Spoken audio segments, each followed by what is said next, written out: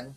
Today, I will be discussing the lesson 4.5, the traffic islands. Section 1, what is traffic island devices? Ano ba yung traffic islands?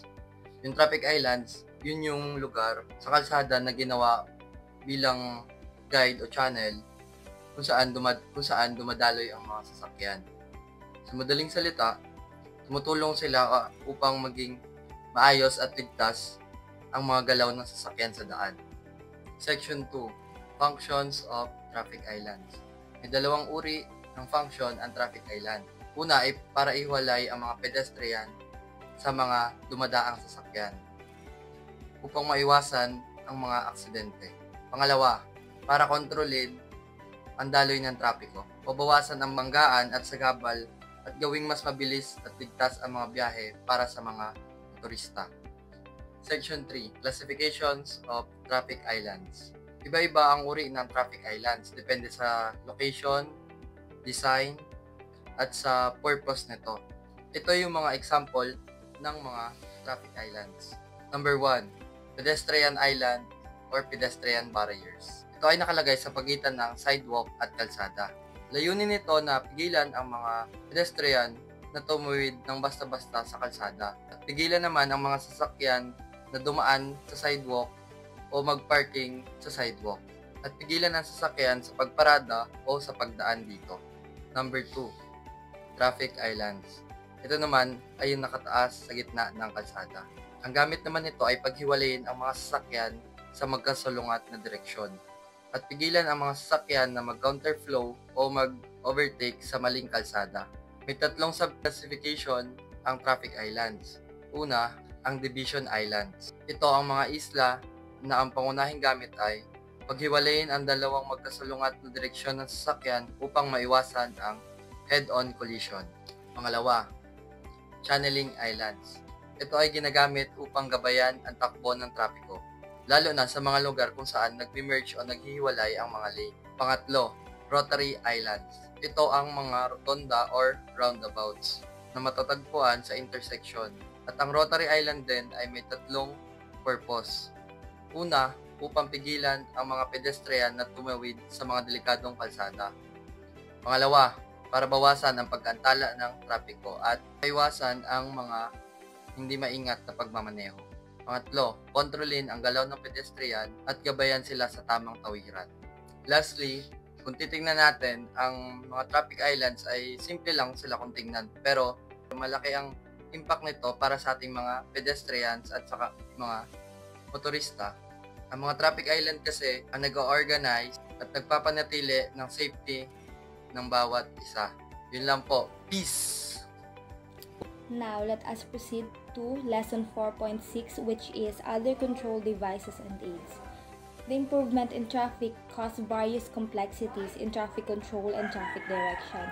So, habang nag-i-improve at nagpa-progress ang ating traffic, nagkakaroon din siya ng various complexities or pagkakaiba or effects sa ating traffic controls and traffic directions.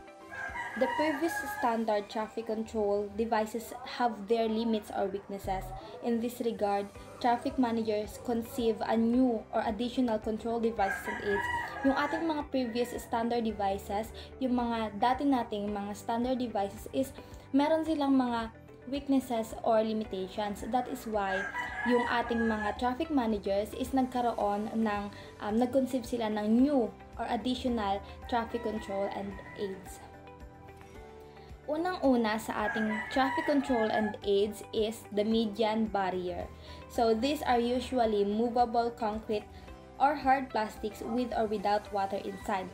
Isa siya sa mga hard plastic kung saan ginagamit sa ating traffic devices with or without water para mapanatili ang kaayusan ng ating road, especially sa mga highways, specifically sa mga narrow roads para ma-prevent ang collisions. So sinasabi dito na installed in divided highway with narrow medians to prevent head-on collision of vehicles and to restrict the pedestrian from crossing at any section of the road. Hindi lang para ma-prevent yung mga collision, kundi para ma-restrict rin yung mga pedestrian or yung mga dumadaan sa pagko-cross lang nila basta-basta sa road. So ginagamit ito para ma-prevent at matulungan din ang pedestrian para maging safe sila sa pagdadaan sa ating road. Guardrails. These are safety devices installed at the road safety to protect vehicles which run out of control from following on step, slope, or hitting fixed objects. Ang guard rails, ito yung mga harang na bakal o nilalagay sa mga gilid ng kalsada o dun sa mga tulayan or sa mga bangin upang maiwasan yung pagkalaglag o pagka-aksidente o pagkabangga ng mga sasakyan. O kaya gumagawa sila ng guardrails para kapag may aksidenteng tumama like vehicles, like yung van, napipigilan na mas malalang bumangga o mahulog dun sa bangin. Gantries, these are usually made of light metals installed overhead on highways, and which other device and aids are also attached. Imawa naman ito ay ng isang gantries ay ito ay istruktura sa itaas o yung tulay na bakal para sa mga signage or equipment.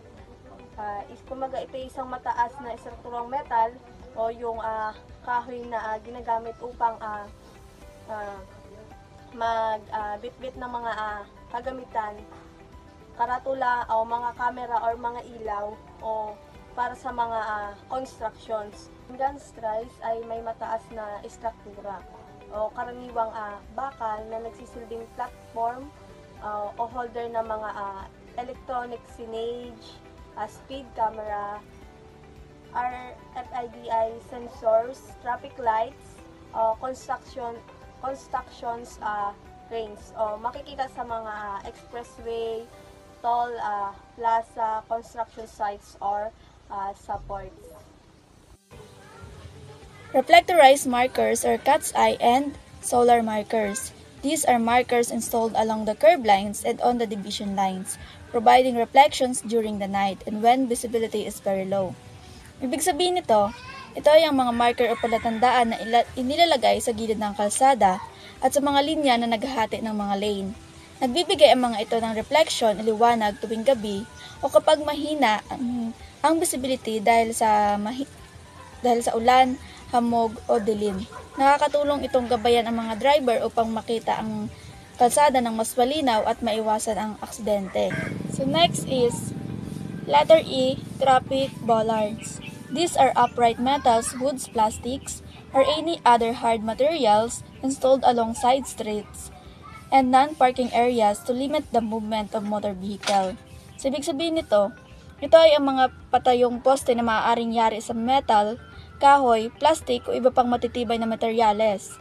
Inilalagay ang mga ito sa gilid ng kalsada at sa mga parking area upang limitahan o kontrolin ang galaw ng mga sasakyan. Nagsisilbi rin itong harang upang hindi makapasok ang mga sasakyan sa mga lugar na hindi dapat pasukan o upang protektahan ang mga pedestrian.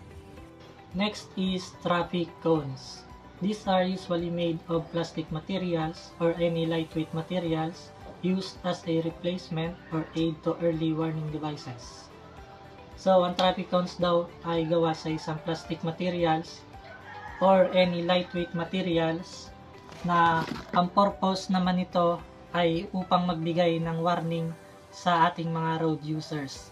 Example na lang dito ay road construction.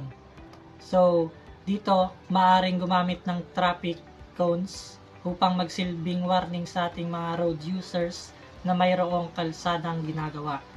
Sa tulong ng traffic cones ay maiiwasan natin ang isang aksidente. Next, curb or curbstones. These are aligned stones along the sides of roads or highways, serving as highway or boundary lines. So, dito naman sa curb or curbstone, ay makikita ito sa gilid ng kalsada na nagsisilbing harang sa gilid ng ating mga kalsada o highway. Ito yung naghihiwalay sa daanan ng mga sasakyan at lugar kung saan naglalakad ang mga tao.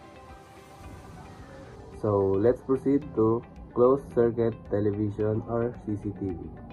These devices could assist traffic enforcers and managers monitor usual and unusual traffic occurrences. CCTVs are also valuable in the detection, identification, and apprehension of traffic law violators, so the visible presence of these devices provide general deterrence. So, this device is important para sa mga traffic enforcers para masubaybayan nila at mabantayan nila ang mga nangyayari at maaaring mangyari sa kalsada. Malaki rin ang naitutulong ng CCTV sa pagkilala sa mga law violators o mga nakalabag ng batas trapiko at pagdakip sa mga lumalabag din dito. Dahil nakikita ito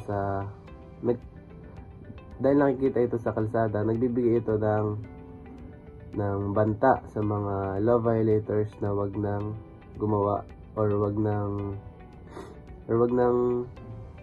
lumabag sa mga batas trapiko natin. Way bridges.